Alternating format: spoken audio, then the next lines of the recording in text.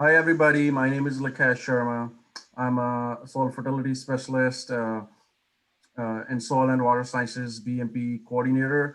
Here we have our first speaker for the IST logistics of SB 712, Director Office of Ag Water Policy, Chris Pettit. And Chris will present. Chris has two presentations. We will stop at 12:25 and have 5 minutes question answers, and then Chris will continue his presentation on the requirements for SB 712 record keeping side of it, and then we will stop at 12:55 and take a 5 minute question answers after that too. So here we have Chris. Chris, stage Thanks, is yours.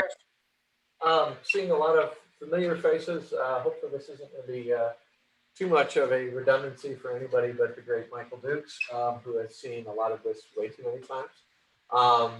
Thank you for having us. Hi, Michael. Thank you for having us to kind of walk through. This is a little bit different than we've been doing. A lot of the same information, but we are going to have some interesting conversations about. Was asked to talk about 712, and then was asked to really just kind of talk about the record keeping realities in the manuals and what we're asking folks to do, and then as we work with it. With extension, the best way in which we can continue to collaborate. And I playfully call out Michael. He's just been an amazing conduit for our office.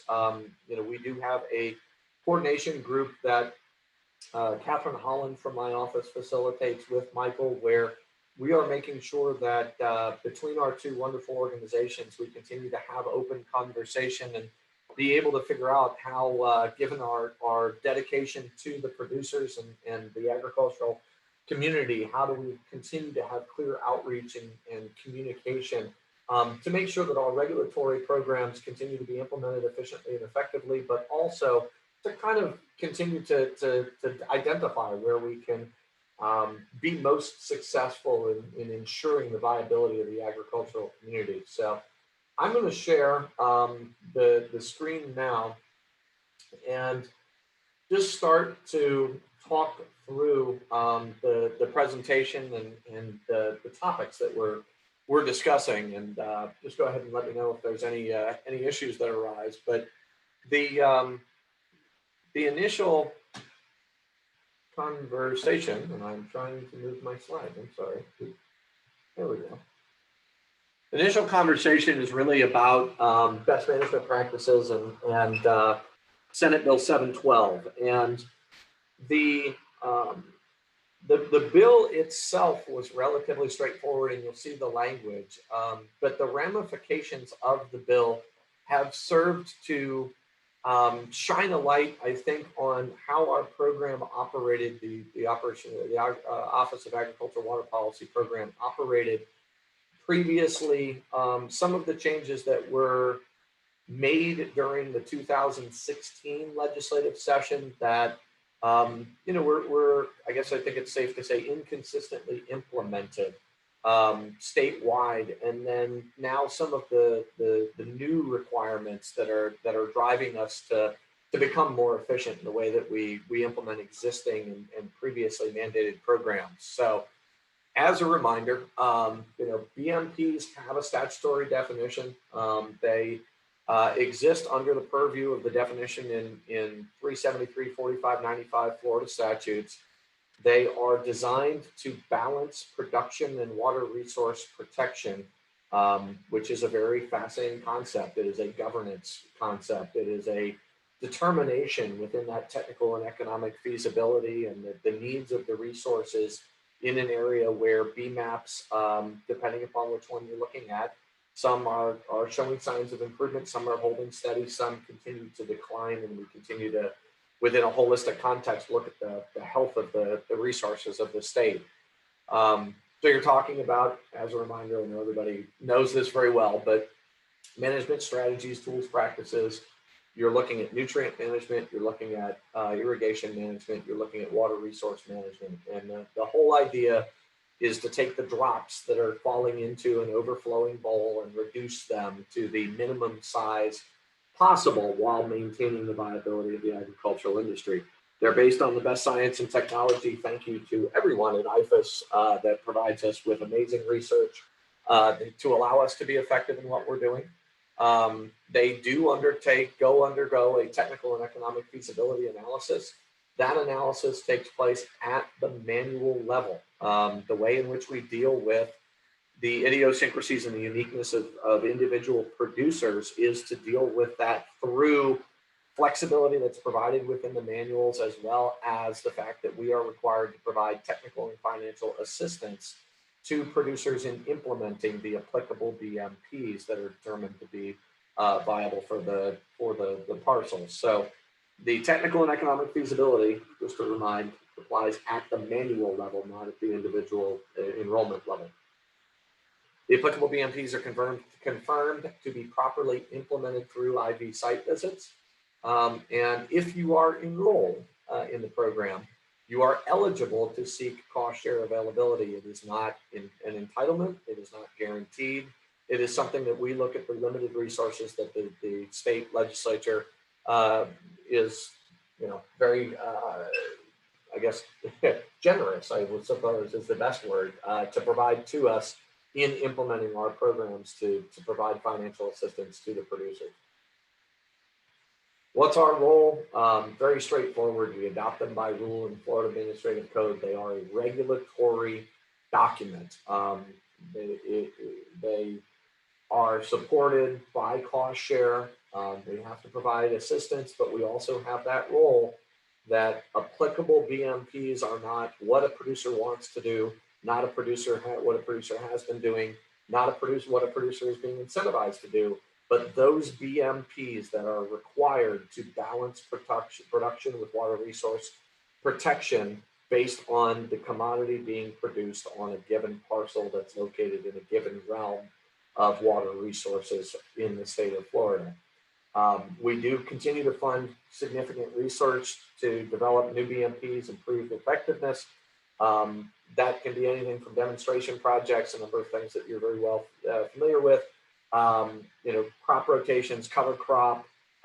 We continue to have very interesting conversations about the development of recommended rates, which again, I will say, because they are the basis of the scientific and technical basis for the BMP program, are sustainability rates. So they are rates that do not look solely at production, but the balancing of production with water resources protection, which is why we build monitoring now through lysimeters or whatnot into a number of the research projects that we are doing, and future rate studies will continue to include those water quality reviews as well. Again, the implementation verification is also something that we take part in. Oops, sorry about that, went too quick. They are adopted under the BMP manuals. Each BMP manuals are tied to a rule. The rule then talks through, requires the enrollment, the identification of the applicable BMPs, and everything assorted. This is going to be important for the secondary piece of our program, because these manuals that you can read the dates on them, this is where the record keeping requirements for producers are contained. So the latest date that I see here was the update to the poultry manual, which is 2016. So for at least 5 years, there have been very specific record keeping requirements for compliance purposes of what needs to happen on the landscape for producers. The changes from 712 are not necessarily tied to that. They are tied to how we utilize or collect records for a different purpose. And I'm going to move into that shortly. Again, for compliance purposes, nutrient management BMPs, we're looking to be as efficient as possible in the application of nutrients on a given production parcel, again, as applicable, depending upon what's ongoing and where within a basin a producer is located.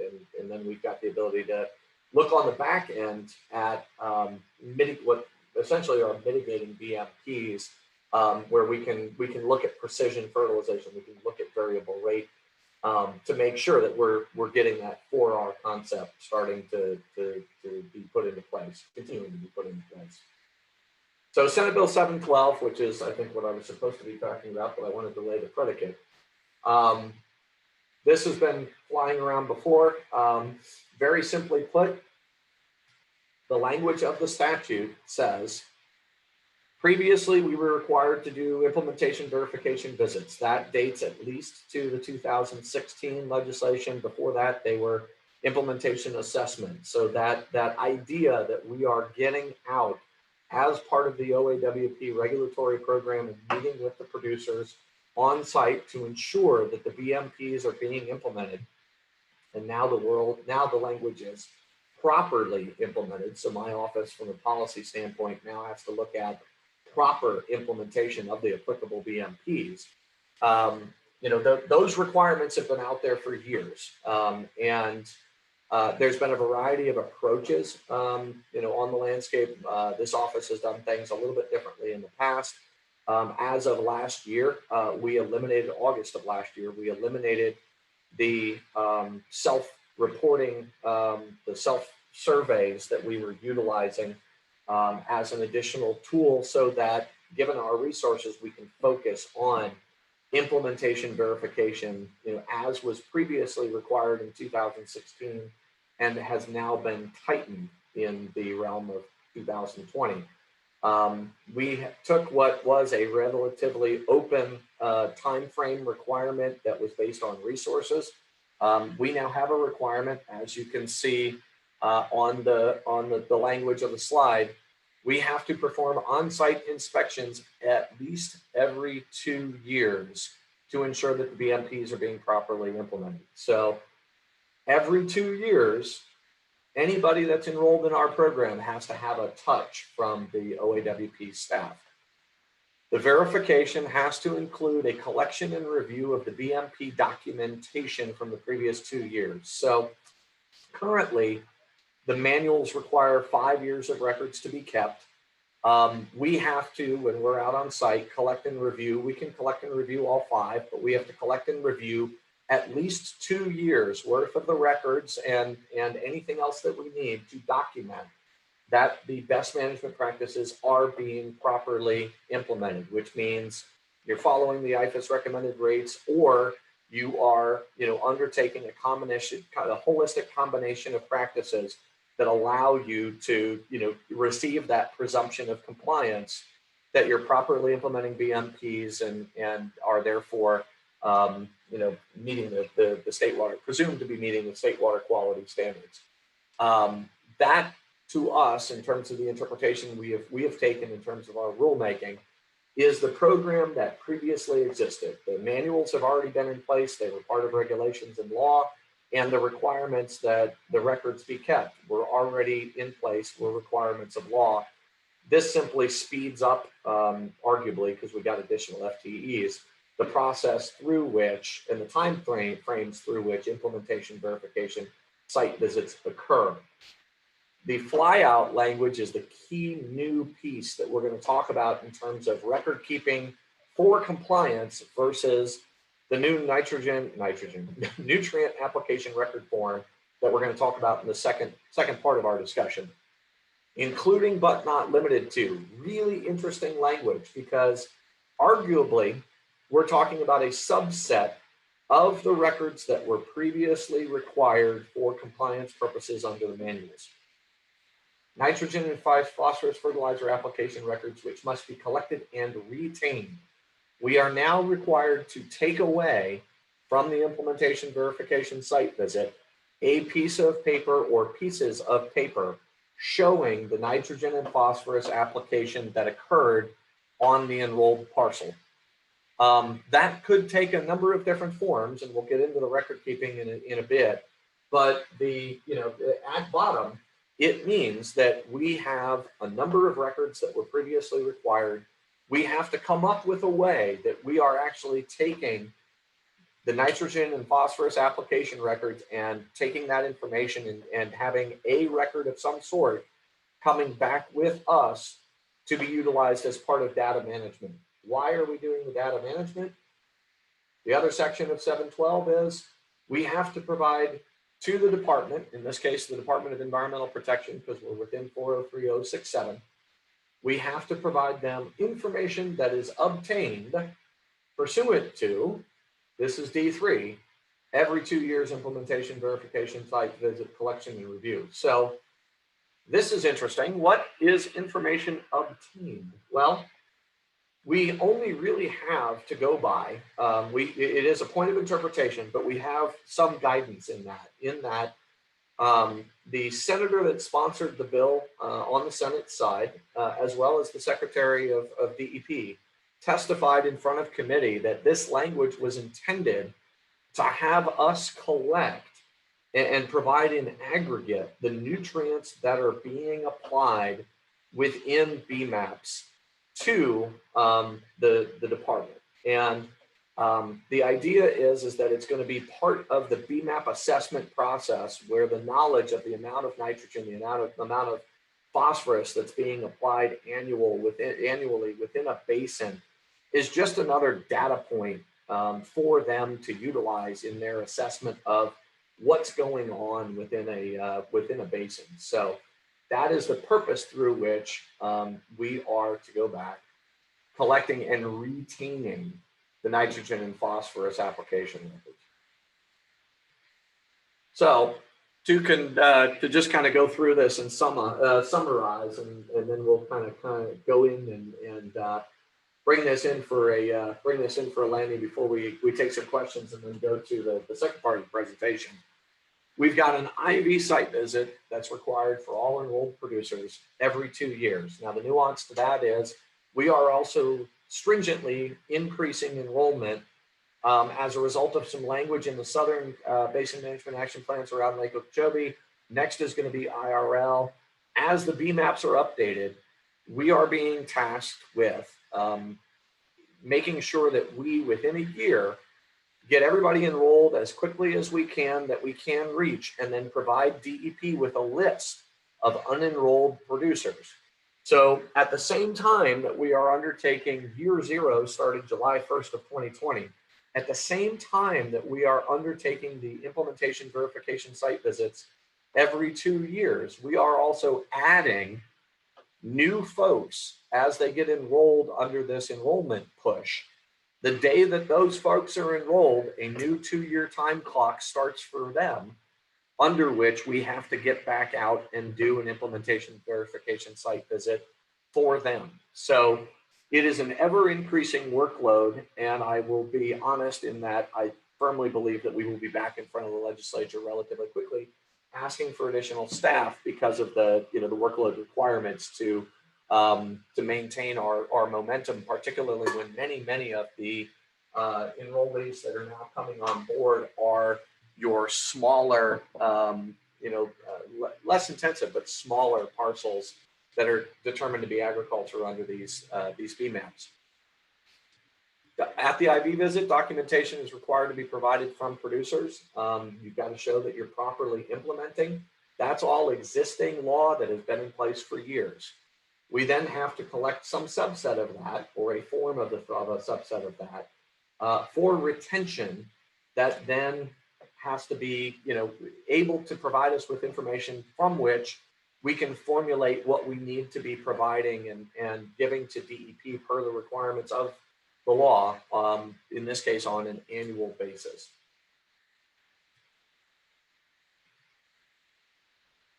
With that, I'm going to stop, and maybe what I will do is stop sharing just for a moment. We'll come back to it. And then what we will do is go ahead and I guess, Lakesh, if I'll turn it back over to you, if you want to take some questions for a few minutes, and then we can start to work through what those record requirements really look like at this point. Thank you, Chris. Thank you very much. So everyone now, you have a chance to ask questions on the presentation so far. You can type your questions into the chat section, or you can ask questions probably by unmuting if there is a possibility. Not for this. The only option is chat Okay. or the Q&A button at the bottom. I do see one in the chat, and we're going to get into this in the record keeping piece, but I'll answer it now. There's a, does this include and encompass land application of animal manures or manure compost that falls under the NNP fertilizer application? The answer to that is yes. The definition as we are operating under, again, 403067, which is the BMAP portion of the program. The intention of the language as we're interpreting it is to identify nutrient sources that are being applied on the landscape, because it's getting at a kind of a holistic nutrient nutrient budget. As we walk through, and again, the existing manuals are not specific to commercial fertilizer. Again, we are collecting a subset of documents that are required under the manuals tied to the amount of nitrogen and phosphorus applied to the property. And in the manuals, it requires record keeping of each individual nutrient application that is occurring on the landscape. So manure and manure compost would be included in that bucket. Other questions? Chris, there's a question in the chat side. The question is, what does the time frame look like for rolling this out in an area outside of the priority areas, mentioning like a Lake O, Silver Springs, Lake Okeechobee, Silver Springs? Okay. I'm sorry. Andrea is going to the last piece of 712, which I actually didn't touch on. All right, so the framework under which we're operating, our program, the manuals are statewide. The manuals are not just in BMAPs. I mean, we have enrollment statewide. The implementation verification process and the way in which 712 is being implemented, and again, this is a resource base. The way the statute reads is, if you're enrolled, you've got to have an IV every 2 years. That said, there's a prioritization on BMAPs, and then there's a prioritization on quote unquote priority BMAPs within the BMAP process. Now, in reality, it is a resource issue in that I'm hiring staff statewide to implement our programs. So we don't have the luxury of hiring people just down in these BMAPs and then moving them all someplace in another state, someplace else in the state. So we have been strategic. We have targeted, and we're doing everything we can to target the priority BMAPs within the that are listed within the legislation. That being said, the 2-year requirement is pretty straightforward for anybody who's enrolled. And, even if we kind of interpret and read into that, the 2-year requirement is really firm for anybody who's enrolled in a BMAP. So our endeavor is to try and hit everybody who's enrolled within a 2-year time frame as of July the 1st. Pragmatically, we are going to push and we are going to prioritize those areas that the legislature has asked us to prioritize. And then at the end of that 2-year period, it'll be the 2023 annual report that we provide to the legislature. That will be the report that really kind of reflects how well we did in meeting the requirements of statute, and frankly, how many more bodies I'm going to need to make sure that we're able to undertake these requirements under the law.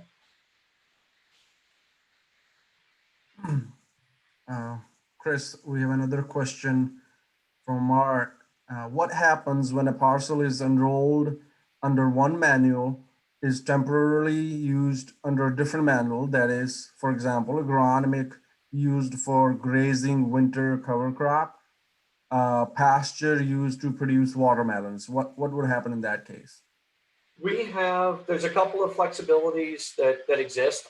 We have a number of parcels that are enrolled under multiple manuals. The way in which we're approaching it is, and I'm going to deal with it through the IV, the IV framework. When we get out and we communicate with producers, the implementation verification site visit is looking two directions, right? We know that we've got a 2-year time frame. So when we get out, we talk to the producer about what has happened. That's the proper implementation. Have you done what needs to be done to properly implement the BMPs on your parcel, looking back at least the past 2 years? The other side of that is the conversation looking forward, and there's that collaborative piece where we're asking the producers, what are you going to look to produce on this property in the next 2-year period? And are you going to run cattle? Are you going to do a rotation? Are you going to look at possibly chasing watermelon or sod or something else? And that's where we need to understand what's going on. So looking back, if something else occurred on the property, we're going to need the nutrient application records to be able to determine that if you were using pasture and you're going to do watermelons for a season, we're going to need those nutrient application records to ensure that you were properly following the BMPs and the application rates for that commodity. Now, ideally, looking forward, if you're going to chase watermelon, we would want to get you, enrolled in the proper manual so that we've got your acknowledgement that you need to be following the proper BMPs in that production. That being said, we do have manuals, and cattle is just the one that we're dealing with now. We know that there's cattle producers that'll also either lift sod or run hay. And, at that point, we kind of have the ability to encompass it within their existing enrollment. So at bottom, very practically, we want to make sure that the BMPs, just regardless of the manual, that are applicable to the commodity being produced are being implemented in that efficient and effective manner. Thank you. Thank you, Chris. Is there any other question anybody has? All right. So Chris, if you want to go ahead and share your second presentation. Absolutely. And hey, look at that, 2 minutes early. I don't think I've ever been 2 minutes early on a presentation ever. So somebody make a mark of that, and it would be fantastic. I'm trying to share as we speak. Here we go. All right, record keeping requirements. And this, I'm sure, is going to engender some very interesting discussion. So we have requirements under the manuals and that are currently existing. So this is in just about every manual. I'm going to show in just a minute a slide regarding that has the vegetable and agronomic crop manual, but there's a variety of ways in which these requirements are laid out. So the existing requirements in the manuals include a quantification of all the nutrient sources that you're using. So this could be poultry litter, this could be floor sweepings, this could be compost, this could be manure, this could be commercial fertilizer, this could be Class AA biosolids, which comes with an analysis. Just any nutrient source that you are utilizing, in the production of the crop. So, and the theory behind it is, okay, even if you're using something as a soil supplement and you're adding it to the soil, you've got to know what's in it because it's going to change the nutrient makeup of the soil, which at the end of the day should result in a reduction of the additional, commercial fertilizer that you need to apply, thus benefiting the environment, but also saving the producer money because they're finding, other ways to get at this nutrient budget exercise. The existing requirements, you need, in order to quantify to do this nutrient budget, either you've got to have a lab analysis so we can look at whether you're undertaking the proper rate application. Other type of lab analysis, guaranteed analysis, supplier data, any sort of book value that might be out there. And my office has technical assistance tools that help to kind of show you what the book values for certain substances, be it manure or litter or whatnot, are that's out there. Has been a very interesting topic of discussion as we look at the aggregation that we're doing through the nutrient application record form. There's a requirement to plan your applications to match the plant requirements. It's very interesting because this is your soil test, this is your tissue test, this is where and I know that there's all kinds of interesting recommendations, discussions here, but this is where the IFAS recommendations, per the fact that IFAS is identified as the entity to establish agronomic rates. This is where we have a starting point of the EDIS documents and what the recommendations are. That is your jumping off point under our manuals. Then you have the ability, because we need to balance production with water resource protection. Under the manuals, we have a variety of flexibilities, be it the VAC manual. If you're not at IFAS recommended, there is an appendix that basically says, well, the goal is to get to the IFAS recommended.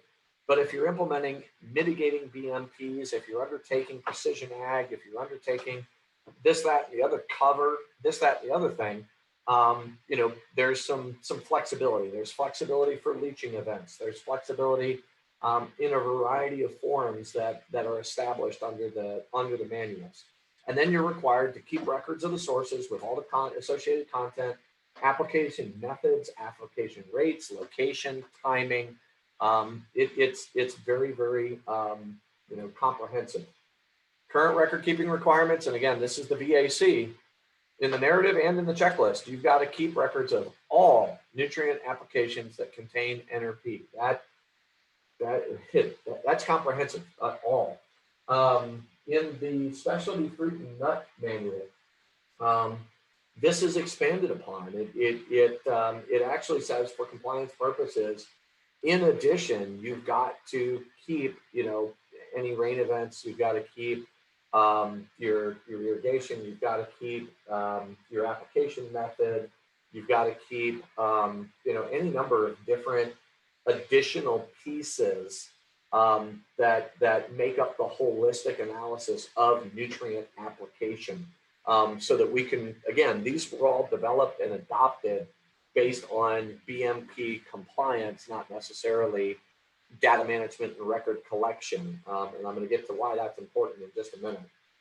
Here's your example record keeping form that is in each of the manuals. And again, these have been established and these have been in place. As you can see below, this is 2015. So this is at least 5 years old. And, these have been, again, templates, but this is basically laying out the requirements for compliance purposes that producers are supposed to be keeping and then having available for us for field staff to look at when we come out. So it's got your soil samples, it's got your tissue samples, it's got your fertilization records. So, what brand are you using, what method are you using, what's the analysis, what acreage, what year, what's the rainfall, what's the well records.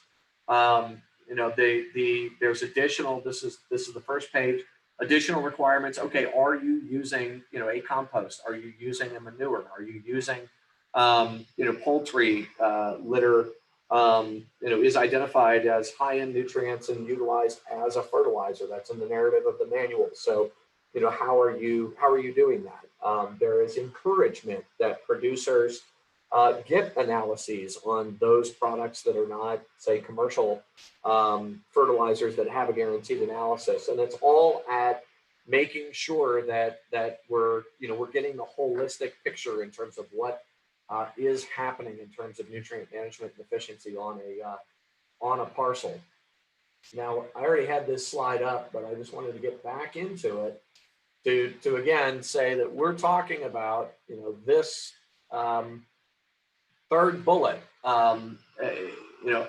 moving into the new requirements. The previous documentation that I just showed the last couple of slides is the existing manuals and the existing record keeping requirements that have been in law, have been in regulation, have been requirements for our producers. The new requirements are really, okay, we have a myriad of different ways in which record keeping is undertaken on, on site by the producers.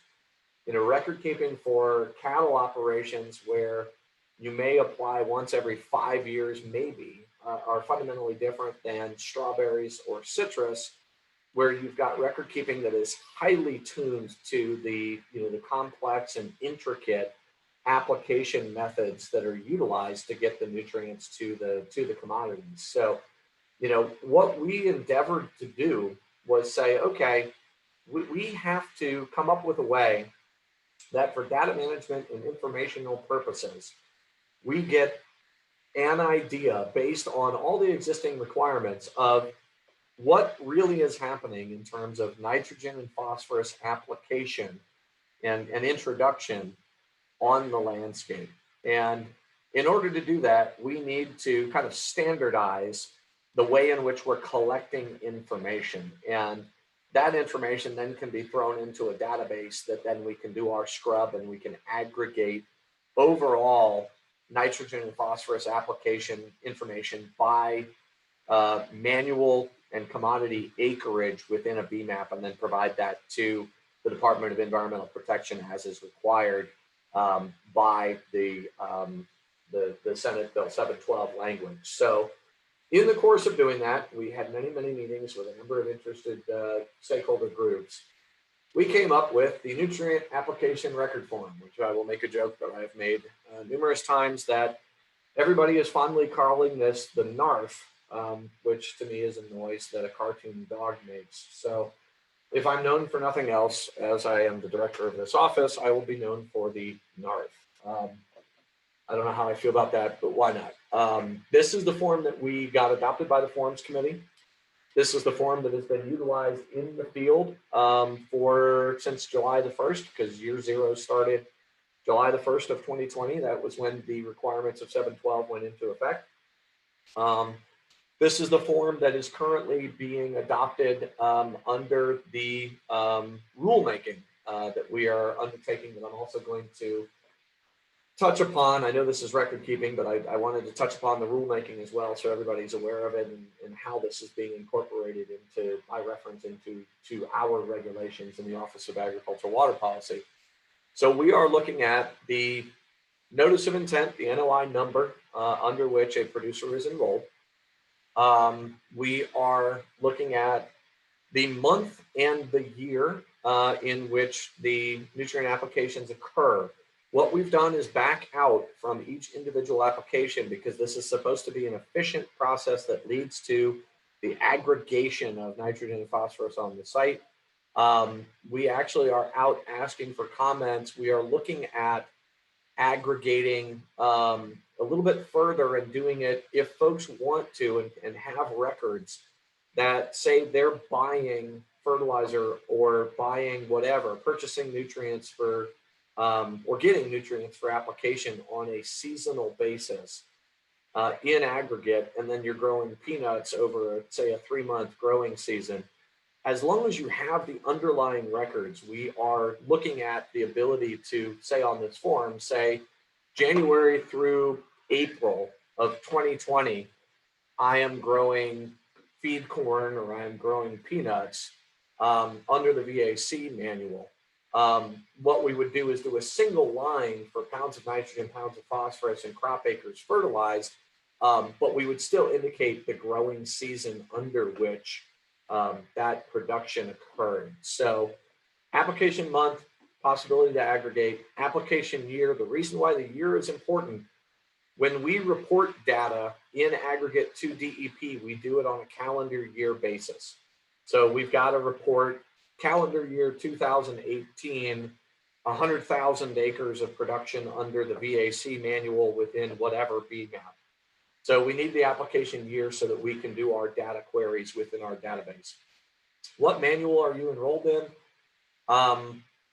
There are 2 manuals in the VAC and the specialty fruit and nut that have multiple commodities, because we've got 300 and something commodities. I don't think I want to do 300 and something individual manuals. So we do have those manuals that allow for those practices that are consistent with commodity development to be utilized. What commodity are you growing? The other nutrient source and other commodity descriptions are actually for utilization if there is in the electronic form, because we are trying to drive this to electronic submittals on the part of the producers, but we do have producers that are still hand filling it. What nutrient source are you using? And there's a producer instruction sheet that goes with this. If you're using other, there's a way to identify other. Pounds of nitrogen that you're applying based either on the guaranteed analysis or book value. What's the pounds of P2O5? And then in our data management, we're actually going to do a conversion to get to total pounds of phosphorus applied over the crop acres that are fertilized. The crop acres fertilized will be the actual crop acres fertilized, not necessarily the NOI acreage. There is a nuance there, but it will not matter for the producers. It will matter in terms of the way in which we are doing data management in the OAWP. Real quick, and then we'll get to questions because I'm sure folks have them. We are in the middle of a rulemaking. We are updating Chapter 5M1, which is our administrative chapter. There's a number of things that we're tightening, and then we're incorporating also the 712 requirements. We have already taken comments, although we do have a web page that details the rulemaking, has existing comments, and if there are additional submittals that producers would be interested in making, we continue to welcome their input. I would caution to say that I would keep the comments within the boundaries of the rulemaking, which is the nutrient application record form. We have gotten certain comments tied to the way in which we're doing implementation verification site visits, which again is existing law dating back several years within manuals that have been in place for several years. So those are things that we deal with as we walk through the IV process. The proposed rule changes, we are updating a couple of definitions. We are making sure that we are very clear as to when enrollment occurs. There is not an ability to self-enroll. Again, applicable BMPs are those that are necessary to be implemented on the landscape to balance production with water resources protection. So a producer does not get to pick what they want to do within a BMAP. That is something that is a collaborative process between the producer and my staff to determine what needs to be put in place on a production parcel. Therefore, enrollment cannot occur until that coordination site visit takes place. We have a general NOI form that we are incorporating. Additionally, 5M1008 is where that implementation verification is coming in. And we are collecting and reviewing. We're putting that into the rule. We are collecting and retaining. That's where the NARF is being incorporated by reference. The NARF is really that overarching template. So we are also looking at allowing substantially similar. So what we've looked at with the citrus folks, which we're in the process of updating the citrus manual, starting to update the citrus manual, given that a lot of those folks use third-party software to do their record keeping, we're looking at whether we can come up with a way to integrate an algorithm within those record-keeping programs to be able to basically spit out the information that we need to retain in a form that we can have a producer sign off on it and attest that that is the information. We audit it under against the underlying compliance data that provides that substantially similar record that shows the same information that we need to collect and get into our database. And then 5M1009 is really that update for consistency with 712, and then making sure that our corrective and remedial measure performance compliance kind of measures are consistent with those 2-year implementation verification timeframes. So with that, we're at 12:45. I know a lot of folks have a lot of questions on these, and we have a number of queries. So I'm happy to take them again. This is our division website. When you go on this website, you will see immediately 712, and there's the FAQ document that we have worked very closely with Dr. Dukes and IFAS to develop. There is, that I know that many of you have seen. There's all the rulemaking documents. There is the comments that we have received. There's the ability to get us additional comments, et cetera, et cetera. That number there is actually my direct number to the the main line at the office. My mobile number is floating out there, and again I can throw it in the chat. Happy to take any phone calls on that. And then there's my email address if you want to pepper me with emails regarding the implementation of these programs. So with that, I will apologize for whoever was drilling outside my office if that came through on this recording. But I'm going to stop share and turn it back over to Lakesh and go ahead and take any questions that anybody might have. Thank you, Chris. Thank you for this so informative presentation. Folks, now you have a chance to ask the questions to Chris on the record keeping section. Besides, if you have questions regarding the previous presentation, you can ask now.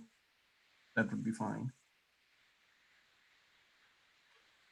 Let's see. This will be helpful to provide instructions for equine facilities, as currently I'm not certain they understand the wording is inclusive.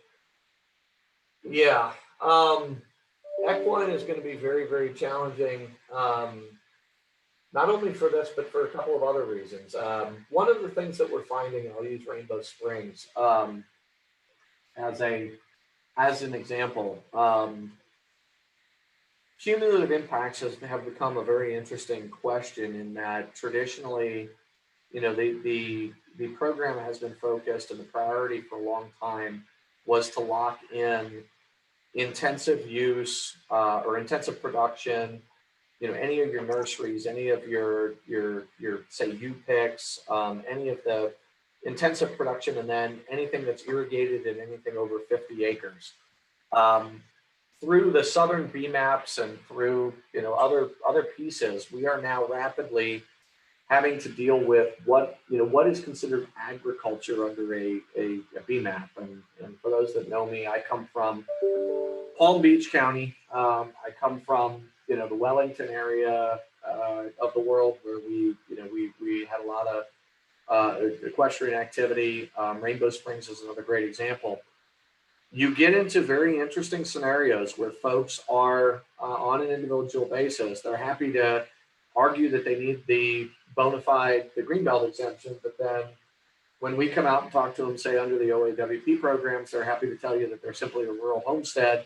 They're not actually undertaking agriculture, or they're letting local governments come and they're happy to claim right to farm. I believe there's a phrase about having your cake and eating it too. It becomes a very fascinating conversation in that, we do have an equestrian manual. There are specific measures that, are required to be tied to manure and the, the management of the wastes coming from the animals. And there's a variety of very fascinating conversations. I mean, there are times I think that maybe the BMP manuals, in terms of a bona fide approach, unless it's a larger horse farm, might not be the most applicable. I mean, are there situations in which there's an aggregate of 5-acre ranchettes that in reality, it's, that maybe the property owners association or a large, some sort of a taxing authority that is not the individual landowners is the entity to be enrolled, and then there's essentially an environmental resource permit on steroids to deal with the cumulative impacts of the nutrient management through the equestrian waste that is tied then to BMPs that are then the responsibility of that entity.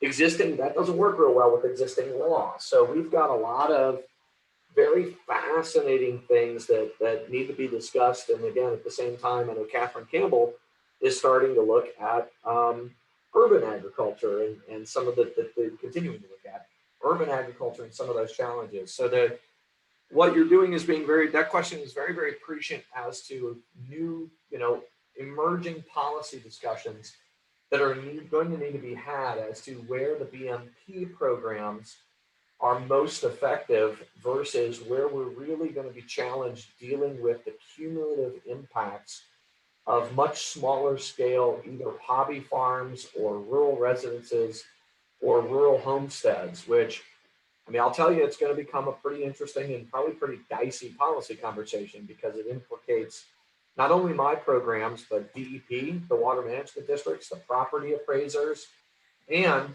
individual homeowners that have figured out how to maneuver within currently existing legal and regulatory frameworks. So I may be in a position where I end up stepping on an electrocuted or third rail, but very, very interesting.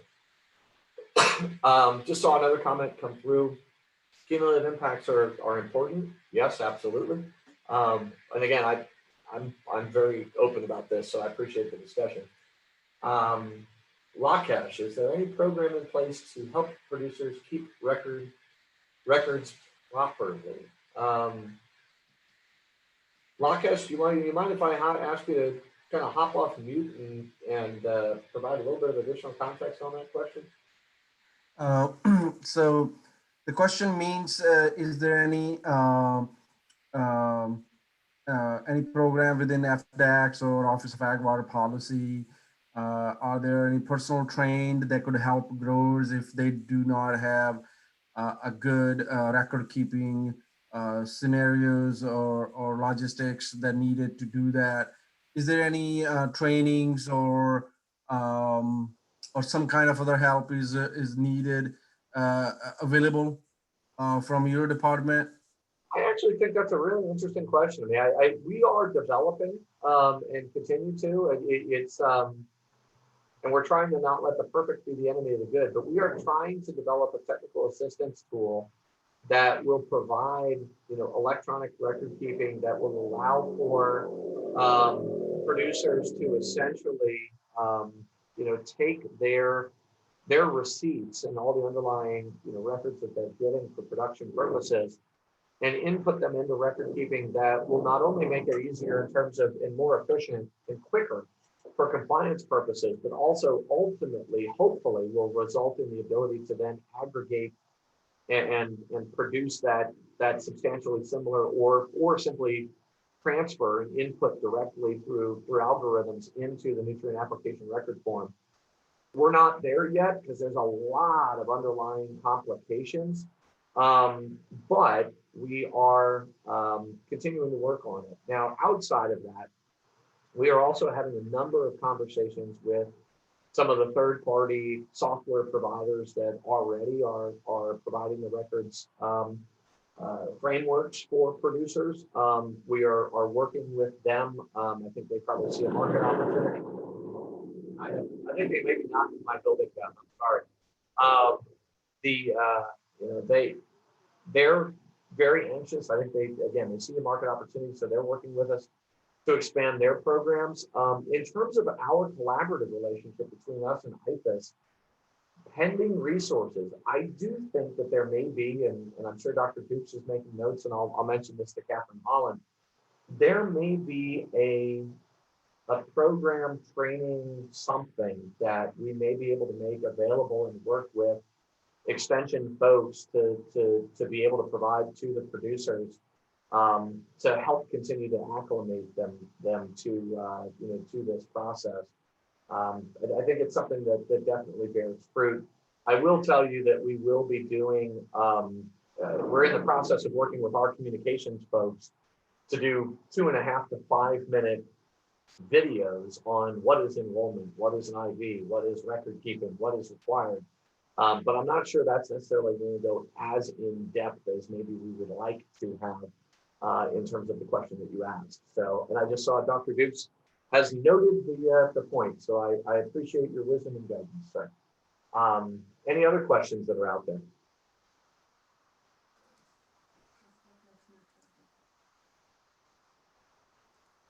Any other question from the audience? Come on, folks, this is your chance to ask me all the hard stuff and put me in a really tight situation.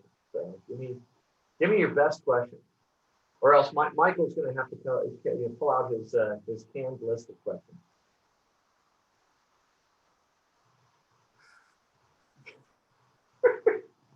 I see that. Good job, Chris. Thank Thank you. you, Guys. Chris. Thank you, Dr. Dukes, for helping me organizing this IST. Thank you so much. Thank you, Emily. We've got 4 minutes left. You got anything you got to finish up with, Lakesh? Or again, I see Tatiana on. Anybody got any good Thomas Yeagers on? Anybody got any good questions for him? Everybody's shy today, I think. I'll just say something while everyone thinks of their questions. We're definitely interested in, and like I said, noted to your comment for the next working group meeting, but we're interested in having further conversation of how extension can help out with the education of the NARF and other things associated with 712 implementation. Well, with a couple minutes we got left, I honestly want to say a sincere thank you. I know I ribbed Michael a bit, but Dr. Dukes has been amazing. Lakesh has been amazing. And a lot of folks on this call have just been fantastic. I mean, we cannot do what we do in this office without the support and input, of everybody on this call and everybody that's on the ground. I mean, this is, there really was a sea change. As much as I say that the legislation itself was relatively simplistic, it did, accelerate, changes that were already underway, and we exist right now in a different socio-political and socio-cultural environment as we have previously, to include me sitting in this chair. And when I ask for hard questions, when I ask for criticism, we're not being glib. We really want to get this right. I come from an academic background and really look at this in terms of, hey, we've got to be pragmatic. The producers, continue to be pressed from all sides, be it markets, be it climate change, be it environmental indicators, be it 1,000 people a day moving here. The eye of the needle that we continue to thread gets smaller and smaller and smaller. And it's really due to the heroism and and I don't use that word lightly, but a lot of us have thankless gigs, and we get out and we really go to battle every day to make sure that we're maintaining the viability of the agricultural community in this state, while acknowledging, some of the significant things that we can't turn the blind eye to as it relates to environmental impacts that we all continue to see. So I wanted to say thank you. And again, I want to make sure that we are open, we are transparent, that the lights are always on. So if there are hard questions to be asked, please continue to give us your wisdom and give us your questions. Thank you, Chris. Mark is asking a multiple fields question. The answer is yes. We're looking on you're talking about the NARF. The NARF is going to allow for aggregation for aggregation purposes, for the means of getting at the total amount of nitrogen and phosphorus that's being applied. For compliance purposes, the underlying records in the BMP manuals do not allow for aggregation by field. It's field by field level compliance, because that ties to proper application, with the established rates. So I want to continue to emphasize that there's a wall. Compliance is compliance. The nutrient application record form is strictly for aggregation of the total amounts in pounds or whatever of the nitrogen and phosphorus that's being applied across the landscape. So that's the delineation between those two concepts, and I've seen it confused in a couple of different areas. So I want to make sure that we continue to kind of draw that line. And one of the reasons we're doing that is there are groups and there are folks that continue to push to make the NARF a compliance document, and that's not what it's intended to. It's intended to standardize information that's already required across manuals so that we can best collect the information that we are being directed to collect under the statute. Thank you, Chris. Well, there's a other half of the same this IST tomorrow, so we are looking forward to see you all tomorrow as well. We would have people from IFAS, and we will have Chris as well to talk about recommendations and extension agents' role in helping. Uh, Helping in training the growers for record keeping and other stuff required for SB 712. With that, thank you very much, everybody, for joining in. If you have more questions, please, you can email it to Emily or me or Dr. Dukes, and we will try answer that question as soon as possible. Thank you very much. Appreciate it, everybody. Thank you.